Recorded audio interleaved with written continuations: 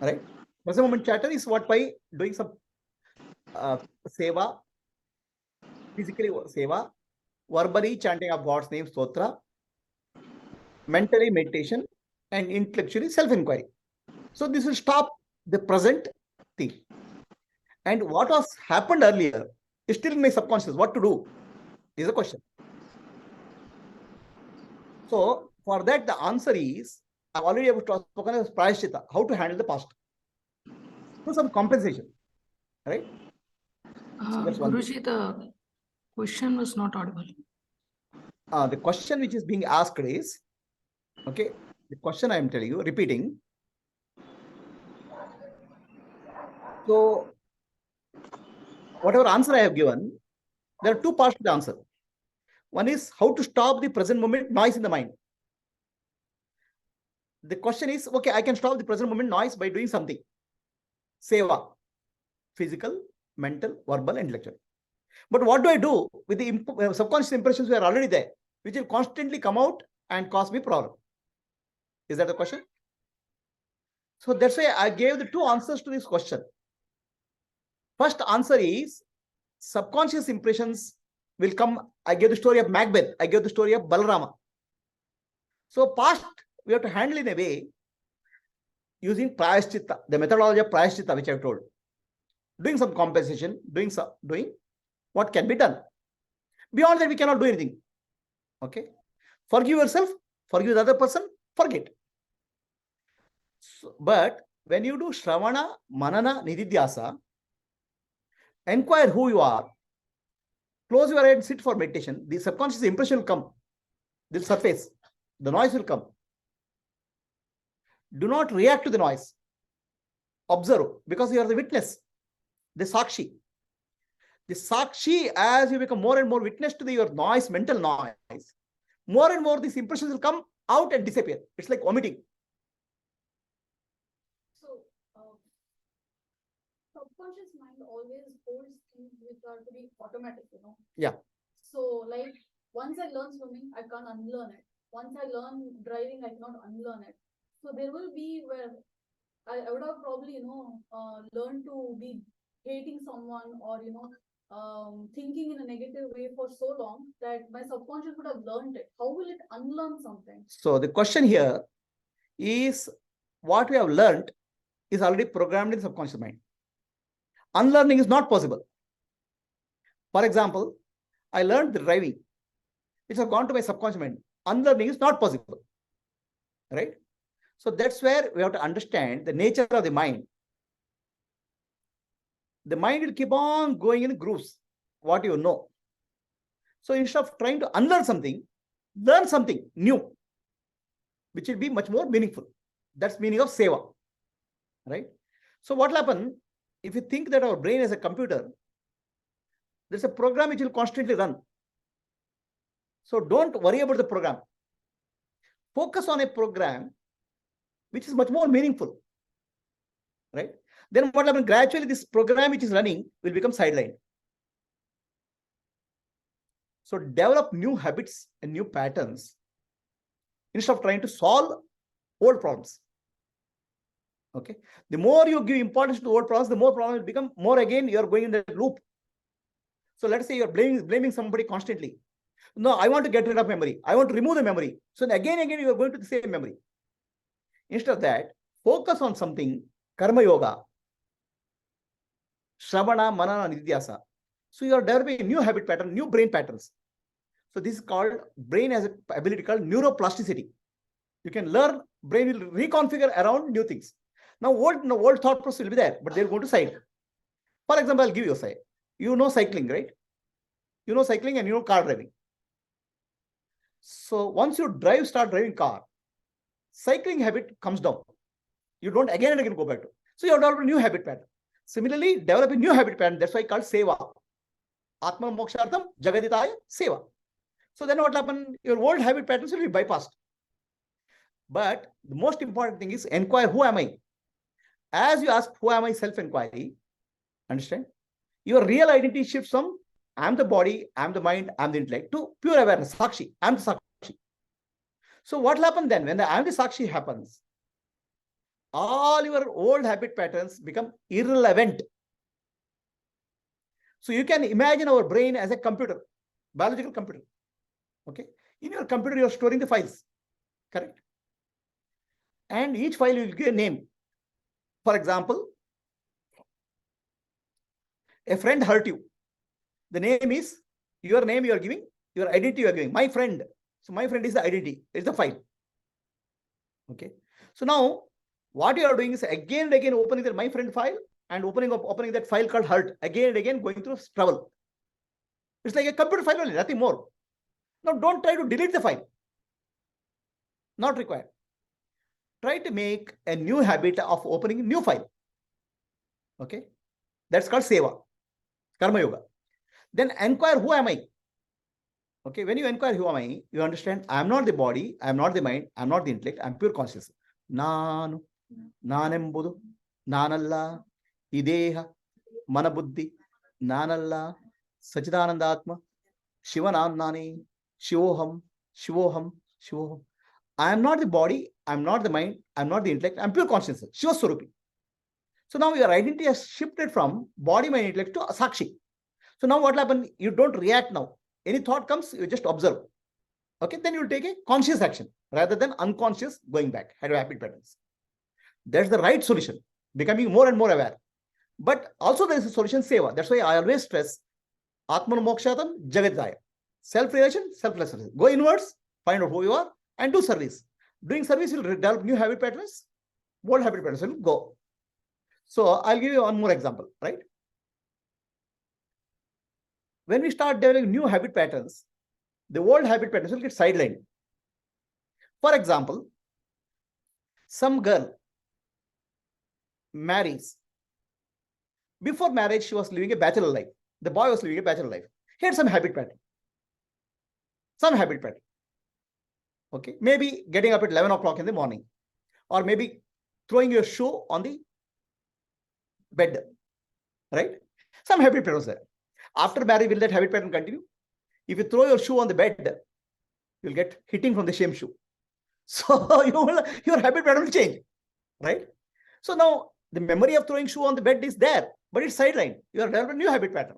You are very careful where you are keeping the shoe. So developing a new habit pattern will bypass the old memories. Don't have to delete them, right? It is not the memory which is causing the problem. It's the psychological content of the memory is causing problem.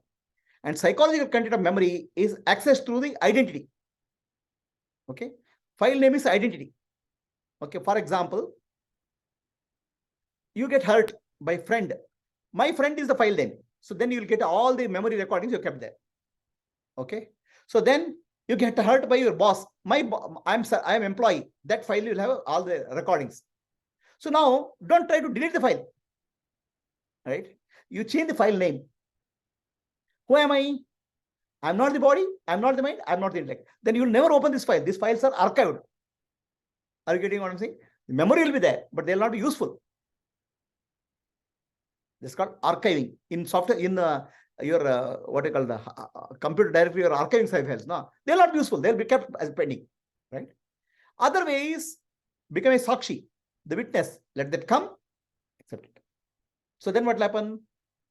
You are becoming more and more aware.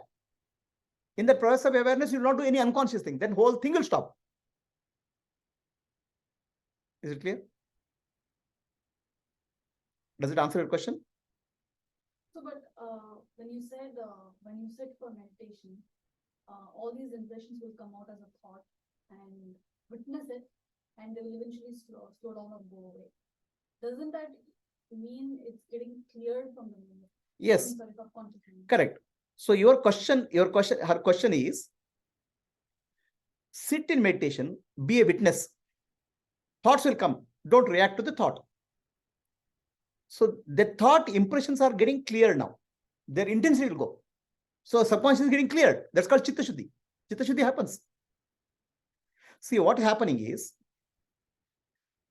let us say you are sitting for our meditation and thought comes. Some hurt comes. If you don't react to that hurt, what will happen to the memory? So now your file identity is my friend file identity. Then hurt is coming from my file identity. Right? So now my file identity, you are saying, instead of changing the content of the file, you are saying my friend name you are changing. I am Sakshi.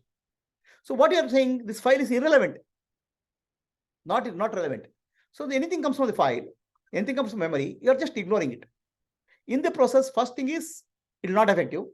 Second thing is it will go out of your consciousness, because it has come. Subconscious mind is like a servant. It is given to you. Then when you find it's not important, the subconscious mind say, okay, get lost. This is not very useful. It will either bury that file or no longer impression will be left. Are you clear? So please understand, don't try to change the memory. Don't try to change the memory content. Try to change the psychological content of memory. How do you say change psychological content of memory? Change your identity. Change your identity from I'm the body, I'm the mind, I'm the intellect, I'm Sakshi, I'm Brahman. So then what will happen? Whatever you recorded will be irrelevant. Psychologically irrelevant, right? You are not changing the memory. You are not doing anything to the memory. You are just changing the pointer, file name. So now anything you do, I'm Sakshi, file name will come. Sakshi is unaffected by anything. Are we clear? There's a question on Zoom. What is the question? This opening a new file is possible for past things, out of sight, out of mind only. What about such things which are constant repetition every day in life, which triggers past and painful events? So the question in the Zoom is, okay, past things I can forgive and forget. But what happens? Every day some irritation is coming. Every day something is getting irritated. Irritation is coming. Then remember, make the memories come far. Okay. For example, I have some boss or relative who is nagging. I can forget and forgive somebody who is out of sight, out of mind. But somebody is sitting in front of me every day, he bugs me. What to do? Like wife or husband, example. Or a boss. So now, how to handle the situation is the question. First thing in life, we have to understand what is appearing in the present moment. We cannot run. The present moment is a reality. Whether it's a wife or a husband or a boss or an enemy is coming in front of you every day, you cannot run away from the situation. You cannot escape. Right? Present moment, you cannot escape. So there's only one solution. Change what you can. Accept what you can't. So how do you change what you can? Suppose you are getting bugged in the job. Try to do bias comp, then change the job. Possible. Okay? It's one possibility. Right? Change what you can. Change husband, change wife. Okay. If marriage is giving problems, marriage is giving problems. Relationships are giving problems. The mother-in-law. So you cannot change it. You're stuck. Right? So you are stuck in a situation which you cannot change. Change what you can. So then accept what you can. So now what is the meaning of acceptance here? Acceptance doesn't mean passivity. Okay. Change what you can. Accept what you can't. So acceptance here means what is coming to me at this moment. Maybe the friends, relatives, or brother-in-law, or a situation is my prarabdha karma. Okay, prarabdha karma you cannot change. If you can change, you change it. But now I'm speaking of prarabdha karma, which you cannot change. So accept this as a prarabdha karma. What do you mean by accepting prarabdha karma? Let us take mother-in-law problem. Okay. I was also mother-in-law my past life. I would have given trouble to somebody. So now that is coming in the form of this. So my own karma is coming to me. Okay. So now I cannot run away from karma because my karma is coming back to me. Then accept this my karma. I did something that's coming back to me. Then you'll feel empowered because your karma, it's your action is giving result to you. If you say that it's not my karma, some person is coming and troubling me, then you'll become a victim. Victim disempowers you. The moment you own up, this is my karma which is coming at you, you're coming out of victimhood. You are accepting your responsibility for your life. So that's the meaning of acceptance, is what's happening in my life is prarabdha karma. What karma I have done has come to me. Some bad karma I have done has come to me. So now you are accepting your karma. That means you are taking responsibility for your life. It's empowerment. That's the first level of acceptance. Second level of acceptance, second thing of acceptance is what is happening in the present moment I will never be able to change. Situation I cannot change, but I can change internally. Internal change is the external situation should not lead to internal disturbance in me. Internally I should be peaceful. But am I? I am not. So how do I become peaceful internally? Is the question. What is the way? Shravana, Manana, Nidhyasa, Seva. There's no other way. Everything takes time. But first you accept what is happening to you in your life is karma. And karma is there not to punish you. Karma, prarabdha karma is there for you to evolve. It's a learning mechanism. What is the learning mechanism here? Okay. Everything in your life is there to help you to develop the mental qualities. Shama, Dama, Titiksha, Uparati, Shraddha, Samadhana. Spiritual qualities you have to develop. Mental calmness you have to develop. For that, external situations are provided to you. Many people are very fortunate that external situations are provided in the form of a husband or a wife or a mother-in-law or a boss. There's a fortunate. It's actually good karma which is coming to you. Every day there's a pressure on you. So you have to learn how to accept that. How to accept that internally without getting disturbed. Now, this is what is called surrender. Surrender is not to a person.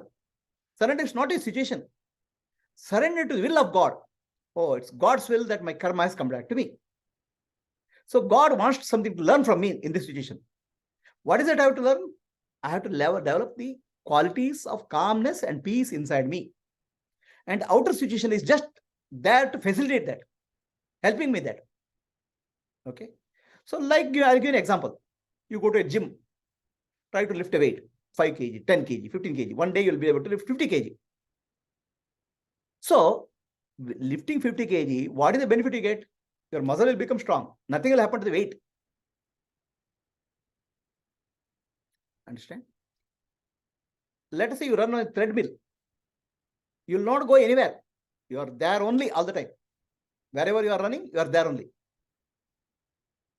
But you'll get physical strength. So God is very graceful to you to give you mother-in-law, father-in-law, or husband or a wife who will be nagging you. He has given a beautiful, very powerful modern gym to you. Spiritual gym. Use the spiritual gym to build spiritual muscles. What? Mental calmness, peace. Change what you can. Accept what you can't. By accepting is not surrendering. Accepting is inner qualities you have to develop. How do you develop inner quality? Shravana, Manana, Nidhyasa, and Seva. Any questions? Anybody? Does that question answer you? The one who asked question on Zoom.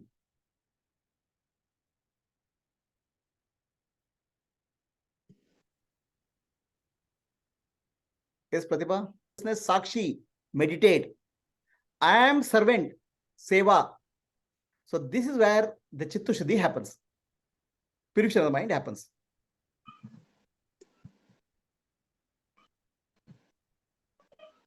Any other questions?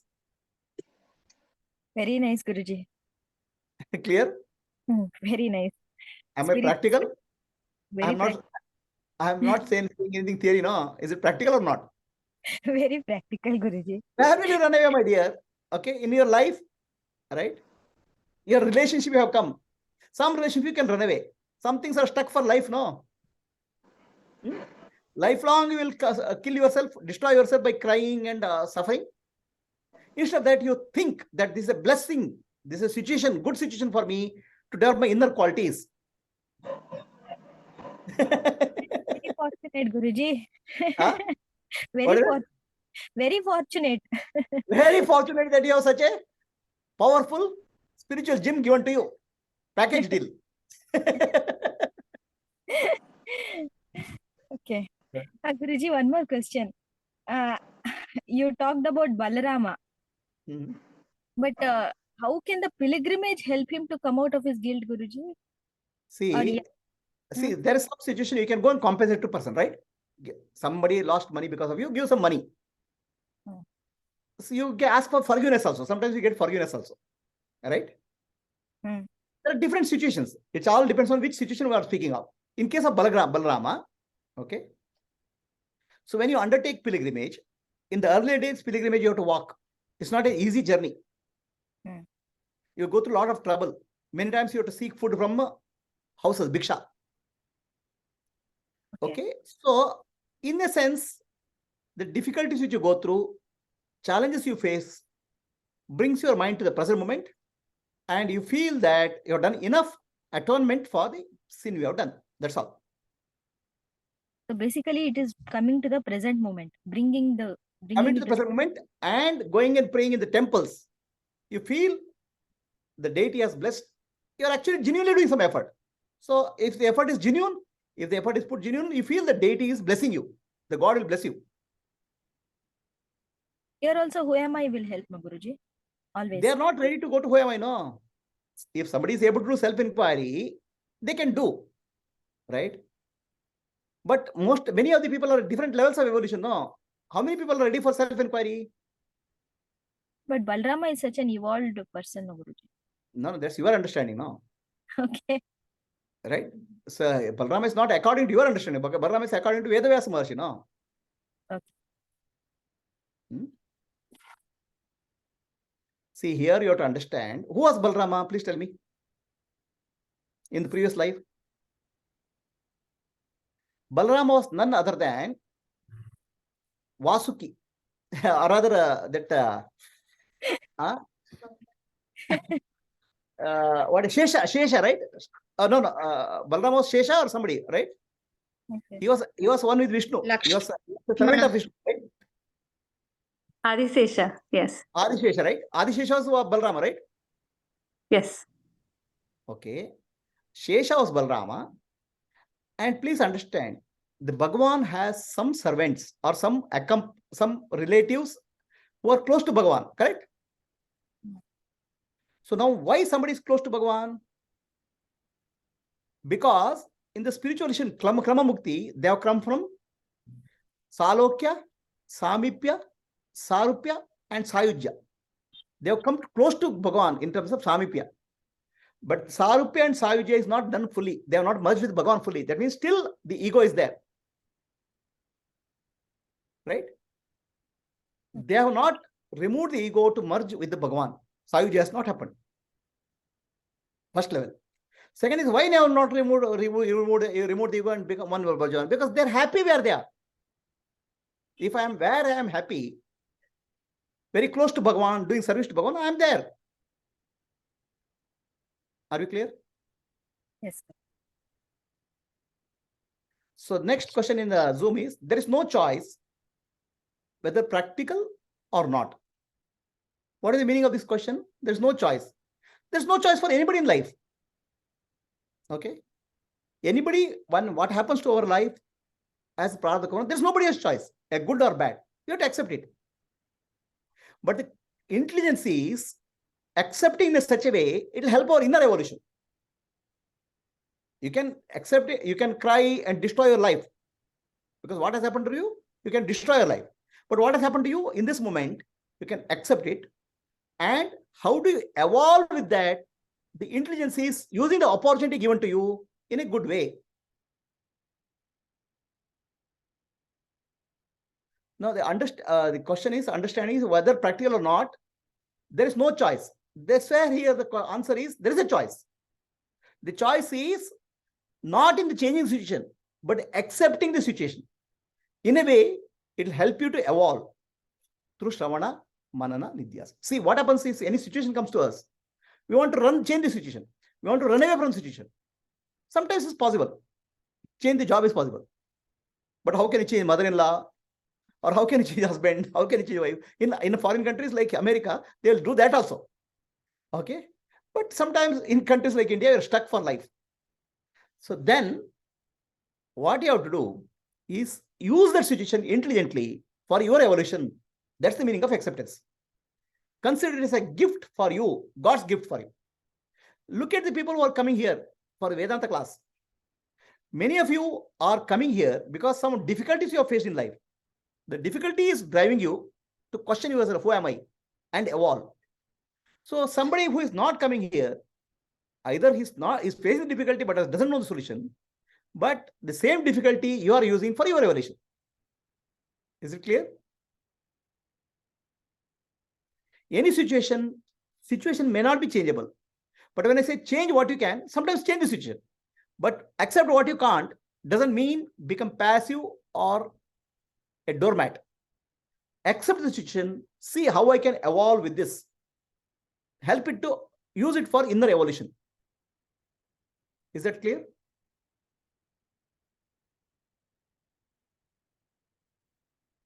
Correct. So there is a choice for you to make your life better, improve inside. Right? Anybody else, any question? Sir, can I ask one? Yes, please. Who is speaking? Yeah, Prashant here. Yes, Hari Om. Prashant. Yes, Prashant. In one of your videos, you had said that the enlightenment and liberation are two different